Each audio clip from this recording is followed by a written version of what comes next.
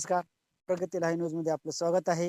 नवनवीन घडामोडी पाहण्यासाठी चॅनलला लाईक करा, शेअर करा आणि सबस्क्राईब करा. नमस्कार. मी गजानन धुमाळ पाटील नांदेड लोकसभा मतदारसंघातून अपक्ष म्हणून उभा राहिलो आहे.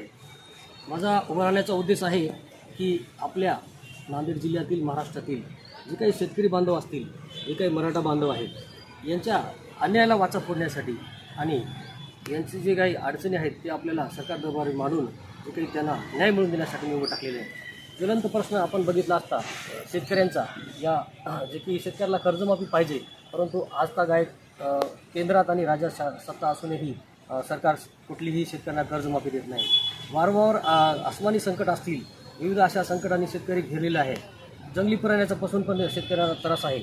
अशा शेतकऱ्यांच्या न्याय हक्कासाठी माझा हा लढा आहे, जे की हा शेतकऱ्याला न्याय भेटला पाहिजे आणि शेतकरी आज अतोनात परेशान आहे, तो परेशानवर यायला पाहिजे, यासाठीचा माझा लढा आहे.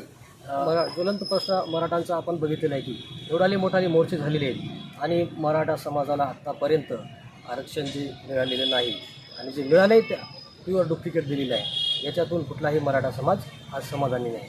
आज असं वाटते की आपल्याला या सरकारनं आरक्षण दिले नाही म्हणून जनता या सरकारवर रोष व्यक्त करते. तर नुसत्या या सरकारचाच दोष नाही, तर गेल्या 70 वर्षापासून हा मराठा समाजाचा महाराष्ट्रामध्ये जे की मराठा समाजाला कुणबीमधून आरक्षण पाहिजे ते मिळत नाही. अण्णासाहेब पाटलांनी यापूर्वीही असा लढा पुकारला होता, जावळे पाटलांना पण पुकारला होता. अण्णासाहेब पाटलांनी तर अक्षरशः स्वतःच्या डोक्यात गोळी मारून घेतली आणि आपला प्राण त्यागला. या समाजाला आरक्षण भेटावं आणि हा समाज जे की पुढे गेला पाहिजे, असे अनेक आंदोलन झालेत. यापूर्वी शासनानं आत्तापर्यंत कुठल्याही पद्धतीची या मराठा समाजाची दखल घेतली नाही. गेल्या 70 वर्षापासून 2 पिढ्या अक्षरशः यांनी बर्बाद करून सोडलेले आहेत. आमच्या यांना आरक्षण दिलेलं नाही. ज्या काही कुणबी महाराष्ट्रात नोंदी, जसं विदर्भामध्ये मराठा समाज कुणबीत नोंद झालेले आहे, जे की तुमच्या इतर महाराष्ट्रामध्ये पण कुणबी नोंदी सापडलेल्या आहेत आणि ते कुणबीमध्ये गेलेले आहेत. परंतु मराठवाडा आणि इतर जे काही महाराष्ट्र आहे, याच भागातल्या कुणबी नोंदी सरकारने दाबून ठेवल्यात. एवढंच नसून अक्षरशः त्या नोंदी नष्ट केल्या. आता याचा जिम्मेदार कोण आहे ह्याचा आपल्याला शोध लावायचा आहे. आणि आतापर्यंत या काँग्रेस सरकार असेल आणि या भाजप सरकार असेल, यांनी कोणीही आरक्षण दिलं नाही. कुठलाही आमदार अथवा खासदार मराठा आरक्षणासंदर्भात बोलत नाही. का बोलत नाही? कारण त्यांच्या जे काही संस्था आहेत, ते जे मराठा समाज जर समजा आरक्षणात गेला तर त्यांच्या वावरं विकून त्यांच्या संस्थेला पैसे भरवी कोण, यासाठी ते कुठलेही मोठे जे काही मराठा असून सुद्धा आमदार मराठा आरक्षणासंदर्भात बोलत नाही. जरांगे पाटलावर ईडी लावतात किंवा अन्य प्रकारच्या चौकशा लावतात. तर आतापर्यंत ज्या काही नोंदी गायब केल्या किंवा नष्ट केल्या आणि दाबून ठेवल्या, याच्यावर सुद्धा सखोल चौकशी झाली पाहिजे. कारण जसं की एक आपली जर्सी गाय असते त्या टाईपमध्ये आहे, म्हणजे तिचं तोंड हे गायीचं दिसते, पाठ ही घोड्याची आहे आणि कास डुकराची आहे. म्हणजे हे संकरित पद्धतीचं भेसळ असलेले हे सरकार आहे. हे कुठल्याही समाजाला खरा न्याय देऊ शकत नाही, अशा पद्धतीचं हे सरकार आहे. त्याच्यामुळे आपल्याला या सरकारवर कुठलाही भरोसा करता कामा नाही.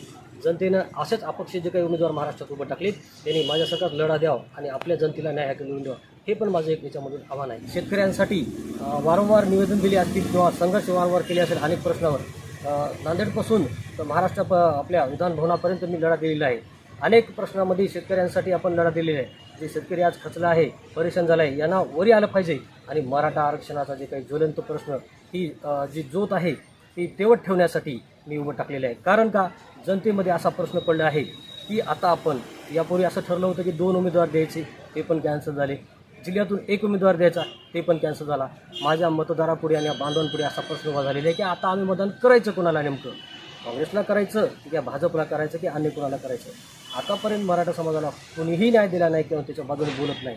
तर हा माझा मराठा बांधवांसाठी कायमचा लढा असेल. मी कधीही याच्यानंतर आधी पण मी आंदोलनात गेलेला आहे, वारंवार गेलेला आहे, त्याच्यानंतर पण जाईल आणि हा लढा कायम ठेवील. आणि शेतकऱ्यांसाठी मी वारंवार झगडेल, झुंजेल आणि हा माझा कायम लढा ठेवून मी सगळ्यांना न्याय मिळवून देण्यासाठी, जनतेसाठी हा माझा पक्षामध्ये अपक्ष उभं टाकण्याचा निर्धार आहे. आणि यातून मला प्रेरणा भेटलेली आहे. मी जनतेचा न्याय हक्कासाठी झुंजेल, झगडेल आणि जनतेला न्याय मिळवून देईल, हा माझा मानस आहे, असं मी माझ्या 2 शब्दांमध्ये मांडणी करतो.